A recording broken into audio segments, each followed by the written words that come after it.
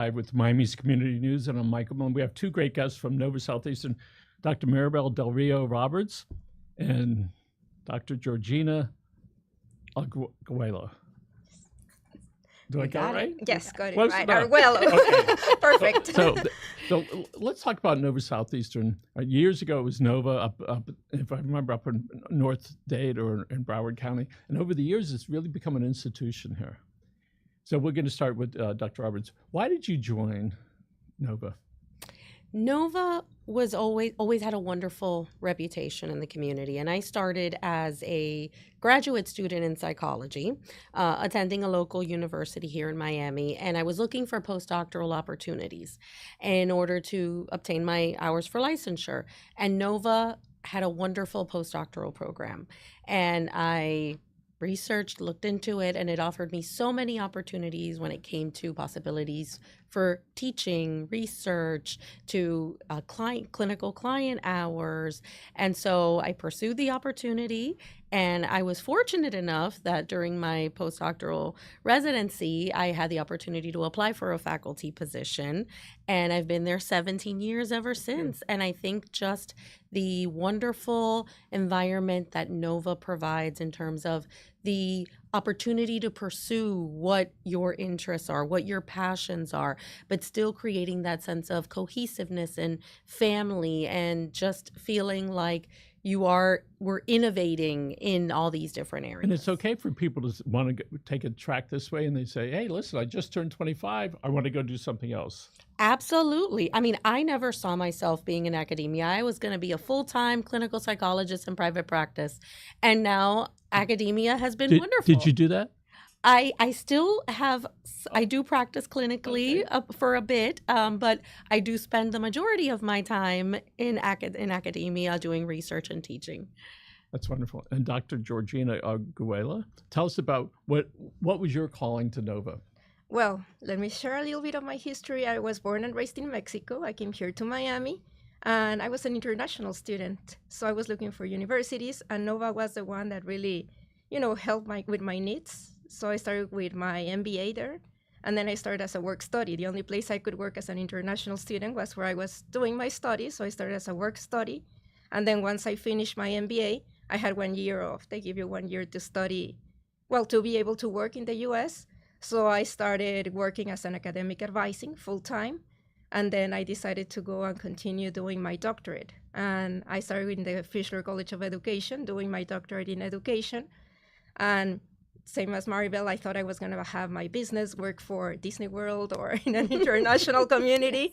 And then I just stayed in education. Education has been my passion, and I've been with Nova for 21 years already. That's wonderful. And sometimes we never know on this journey that we're taking, some calling that's there. And so people should be able to listen to that and say, can I go in that direction? And keep an open mind for opportunities. Keep an open mind, yes. So let's talk about the programs that Nova's offering. It's okay to say Nova, right? Sure. Yes. Okay. Or NSU. That's how we call it. NSU. NSU. Go Sharks. Okay. Go Sharks. Go Sharks. So let's talk about some of those programs that are available and the type of students that really excel at the school. We'll start with you. Do you want to start off? Yeah, I'm going to start. I'm Okay. going to start. We have, right now the Fisher College of Education and School of Criminal Justice has 3 departments, basically education, human services, and criminal justice. So I'm going to focus right now on education, and Maribel will focus on human services and criminal justice. For education, we have an array of programs from undergraduate, master's, and doctoral programs. The graduate programs, which are the ones that we are representing now, we have, for example, the Masters in Education with different concentrations that are targeted for teachers, for teacher preparation programs to excel, in their careers, improving their careers. They can do a master's degree and a specialist, for example, in elementary education, special education, other areas. And then we have our famous doctoral program. The doctoral program was the one that actually founded Fisher, the Fisher College of Education, many years ago. And the doctoral programs, we have different concentrations, for example, organizational leadership, human services, and some other ones, that are very, preparing teachers or preparing leaders of our community. Additionally, we have the bilingual programs. These bilingual programs were targeted especially for communities or Like people here, in Miami, where we speak the Spanglish, basically. But these programs are targeted for Hispanics like me. Like, we have our degrees in our countries, and then we come to the United States, and we basically either you have to be a doctor, you have to, do many years of service. And these people just basically, go into education, change routes, and we prepare them to be teachers here in the community. We support them with some English support, but also, we prepare them to become teachers. We have, for example, the Masters in Spanish Language Education, the Masters in Exceptional Student Education, and those are our most famous master's degrees. If you were going to say the average age group for the people that go into some of those programs, what is that?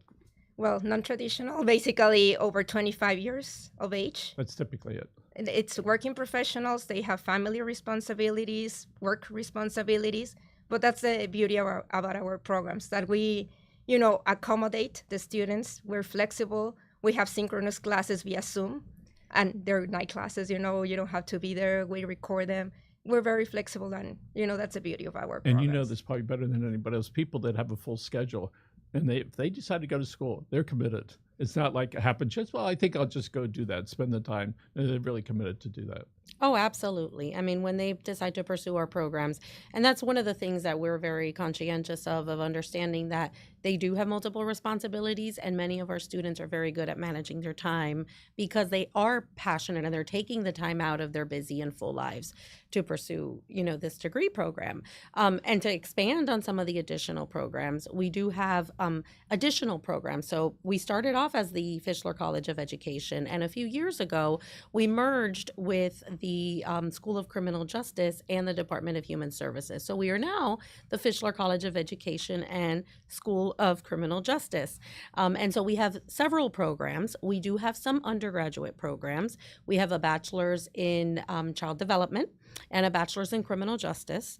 And in addition to that, we have several master's programs. So we have those in our human services, and we have those in criminal justice. So in criminal justice, we have our master's in criminal justice itself.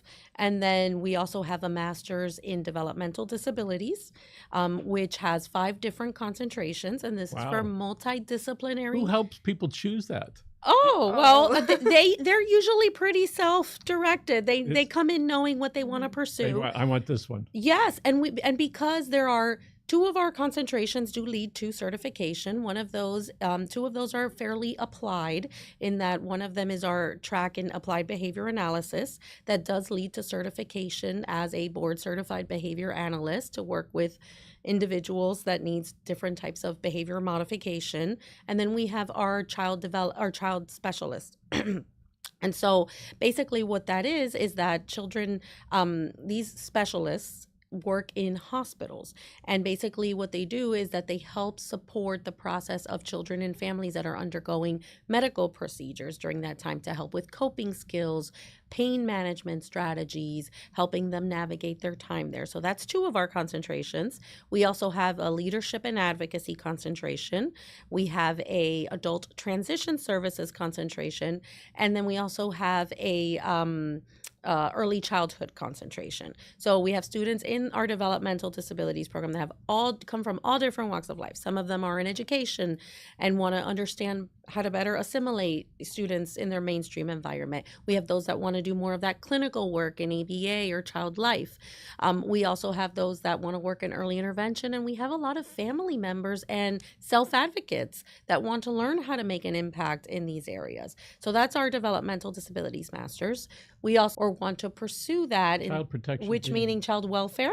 Okay. So we help to provide them with the knowledge and skills that they need in order to help navigate, whether it's on an administrative level or more on that one-on-one response level, to feel prepared to go into the communities to do that type of work. I see you did some studying with autism. Tell us about that. Yes.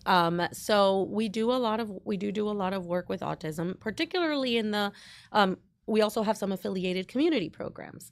So we have our Autism Institute that has 3 different branches, and there's different components to that. One is our Bodwin Preschool. It is housed in our Davie campus, and it's in partnership with Broward County Public Schools.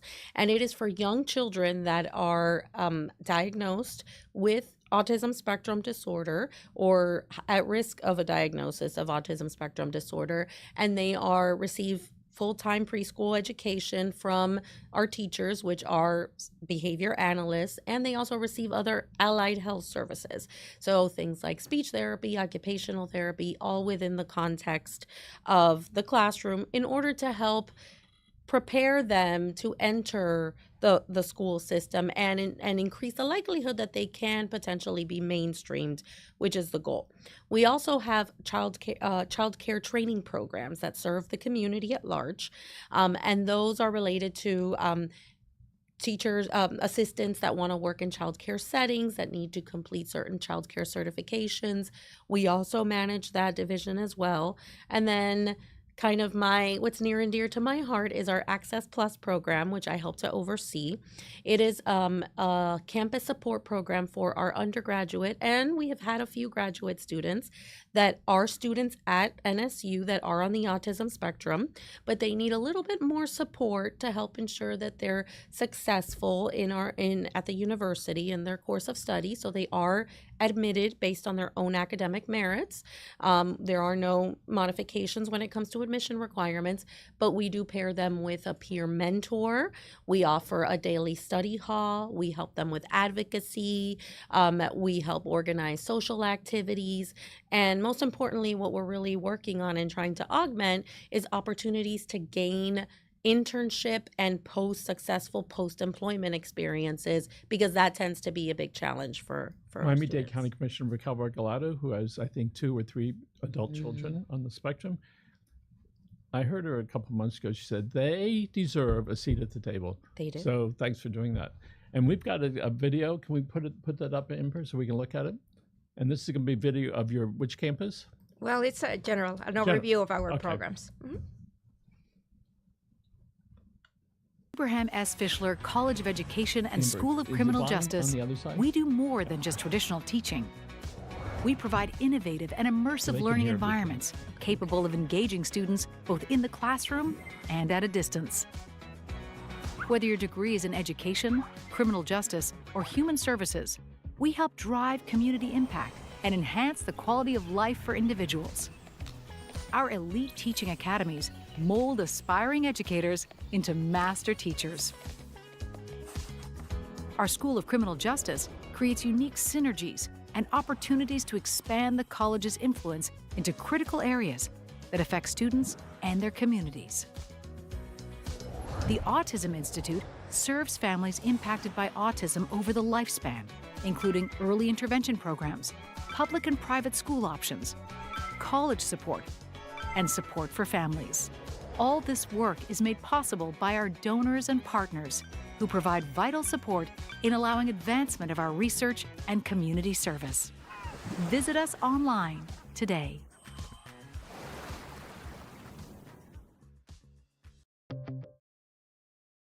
It was great to see that animation in there, because it sort of frees your soul when you're looking at it, and that's why it's there. Able to be afraid not to do that.